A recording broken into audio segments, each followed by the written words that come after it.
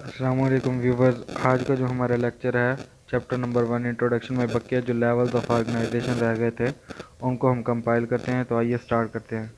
First level of organisation जो इसमें आ रहा है बकिया वो है ऑर्गन एंड ऑर्गन सिस्टम। याद रखिएगा मुख्तलिफ़ किस्म के टिश्यूज़ जब आपस में ऑर्गेनाइज होते हैं एक ख़ास काम सर अंजाम देने के लिए तो वो एक साख्त बनाते हैं। इन साख्तों को हम क्या कहते हैं? ऑर्गन्स। ये ऑर्गन्स जो होते हैं ना ख़ास काम सर अंजाम दे रहे होते हैं। मिसाल के तौर पर जैसे स्टोमक है वो डाइजेशन में इन्वॉल्व होता है। इसमें बहुत सारे टिश्यूज़ इन्वॉल्व हो जाते हैं, जैसे ग्लैंडुलर टिश्यू सिक्रीशन करवा रहा होता है और इसी तरह हमारे पास मस्कुलर टिश्यू जो होता है वो ग्राइंडिंग करवा रहा होता है।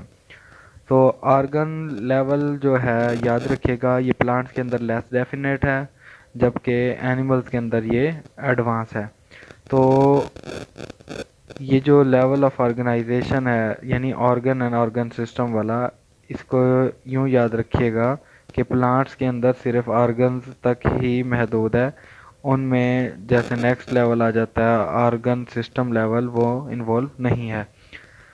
तो प्लांट्स के अंदर तो ये है, लेकिन एनिमल्स के अंदर ये एडवांस है।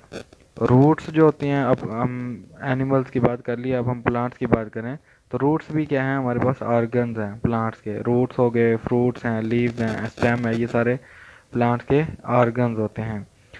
तो ये रूट्स जो होती है प्लांट को एंकरेज में हेल्प करती है, यानी उसको मजबूती से पकड़े हुए होती हैं, ज़मीन के साथ जकड़े हुए होती है। प्लांट सस्टेन करता है, वहाँ पर रह रहा होता है हैबिटेट के अंदर, तो वो रूट्स उसमें इन्वॉल्व होती हैं। इसके अलावा वो फूड को भी स्टोर कर रही होती हैं, मिनरल्स एंड वाटर की एब्जॉर्प्शन भी करवा रही होती हैं। तो ये इस हमारे पास आर्गन की एग्जांपल हो गई। इसी तरह शूट्स जो होती हैं वो भी ऑर्गन्स में आ जाते हैं। उनमें हमारे पास लीव्स आ जाते हैं जो कि फूड को तैयार कर रहे होते हैं फोटोसिंथेसिस करके। फ्लावर्स हैं इसी तरह, वो भी रिप्रोडक्टिव स्ट्रक्चर्स हैं जो रिप्रोडक्शन में इन्वॉल्व होती हैं, तो वो भी ऑर्गन एंड ऑर्गन सिस्टम्स में आ जाती हैं।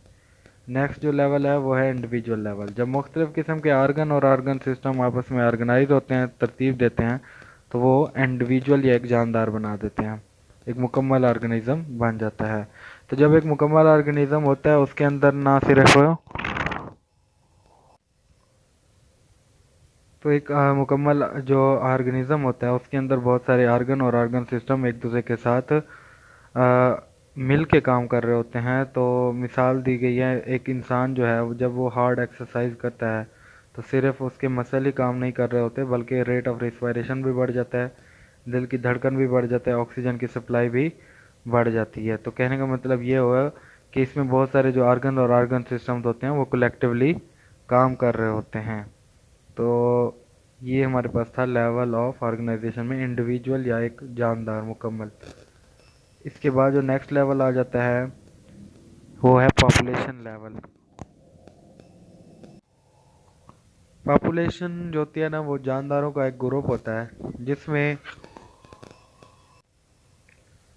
पॉपुलेशन के अंदर एक ही किस्म के जानदारों का ग्रुप होता है जो एक ही वक्त में एक ही जगह पर रह रहे होते हैं। मिसाल के तौर पर अगर किसी एक खेत के अंदर सिर्फ रैट्स ही हैं तो वो उनकी पॉपुलेशन होगी। इसी तरह बायोलॉजी की क्लास के अंदर अगर इन स्टूडेंट्स बैठे हुए हैं तो वो भी एक पॉपुलेशन होगी इंसानों की।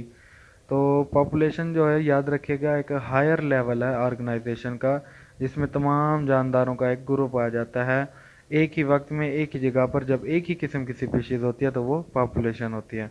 इसमें बहुत सारे एट्रीब्यूट्स भी होते हैं पॉपुलेशन के, जैसे पॉपुलेशन की फ्रीक्वेंसी होती है, जीन फ्रीक्वेंसी, जीन की इसी तरह फ्लो होता है, एज का डिस्ट्रीब्यूशन होता है, उसमें यंग भी होते हैं, ओल्ड भी होते हैं।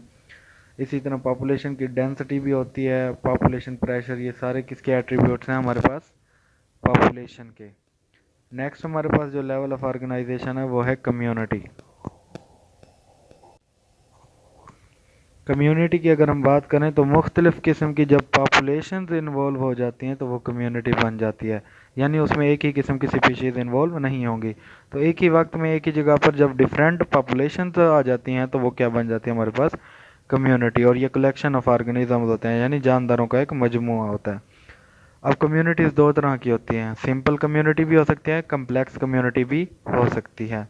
सिंपल कम्युनिटी के अंदर अगर कोई चेंज आता है, ड्रास्टिक चेंज आता है, तो वो लॉन्ग लास्टिंग नहीं होता, या इतना सॉरी, सिंपल कम्युनिटी के अंदर लॉन्ग लास्टिंग होता है क्योंकि वो सिंपल है। अगर कोई भी एक जानदार उसमें से डिस्ट्रॉय या ड्रास्टिक चेंज की वजह से उसको नुकसान पहुंचता है, तो बाकी जानदार भी मुतासर होंगे, क्योंकि सिंपल फूड चेन है। अगर कम्प्लेक्स कम्युनिटी है तो उसके अंदर अगर कोई ड्रास्टिक चेंज आ भी जाए तो उससे कोई फ़र्क नहीं पड़ता, क्योंकि अल्टरनेट ऑर्गेनिज्म मौजूद होते हैं, उससे फूड वेब या फूड चेन मुतासर नहीं होती। यही वजह होता है कि अगर सिंपल कम्युनिटी में कोई चेंज आए तो वो उसके इफ़ेक्ट्स क्या होते हैं, लॉन्ग लास्टिंग होते हैं। सिंपल कम्युनिटीज़ के अंदर इतनी पॉपुलेशन नहीं होती जितना कि कम्प्लेक्स कम्युनिटीज़ के अंदर होती हैं, क्योंकि उसमें बहुत ज़्यादा वैरायटी होती है पॉपुलेशंस की, जबकि सिंपल कम्युनिटी के अंदर इतनी वैरायटी पॉपुलेशंस की नहीं होती। मिसाल के तौर पर जंगलात के अंदर जो कम्युनिटी होती है वो कम्प्लेक्स कम्युनिटी है।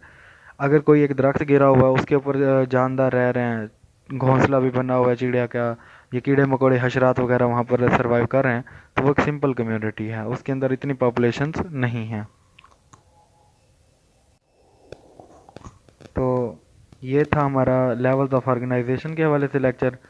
इंशाल्लाह नेक्स्ट वीडियो में हम अगला लेक्चर डिस्कस करेंगे। फ़िलहाल के लिए इतना ही। थैंक यू, और बायोलॉजी प्रिपरेशन चैनल को सब्सक्राइब करें और लाइक करें। इंशाल्लाह मोर वीडियोस भी अपलोड होती रहेंगी।